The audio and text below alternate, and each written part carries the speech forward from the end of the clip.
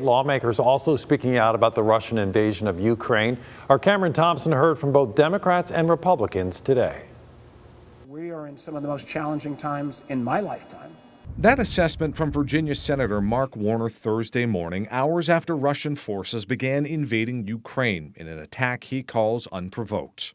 We need to take down Putin. We cannot allow this kind of taking of an independent, democratic country like Ukraine. Joining other members of Virginia's congressional delegation in Hampton Roads, Warner and others condemned the attack and expressed concern about the possible ripple effects. This barbaric action has resulted in deaths of Ukrainians. It's going to, I think, have significant impacts on that country, not just on Ukraine, but Europe and the world.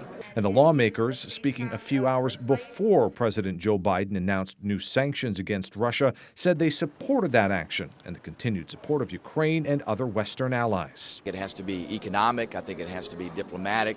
I think you have to do everything that you can to isolate Russia. And I just hope and pray that the kind of united front that we with our allies have put together will constrain him. But lawmakers also say the U.S. needs to prepare for Putin's response to further sanctions, as the Russian leader said the West will face, quote, consequences greater than any you have faced in history, end quote.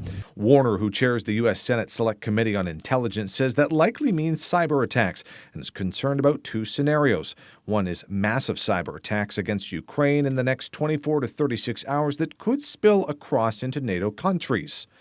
We are suddenly outside of the hypothetical realm of what could constitute what's called an Article 5 violation, where if you attack one NATO nation, you attack all 30 NATO nations. The other is in the next 72 hours, a cyber attack on the U.S. itself, which could lead to an American response in the cyber or other domains.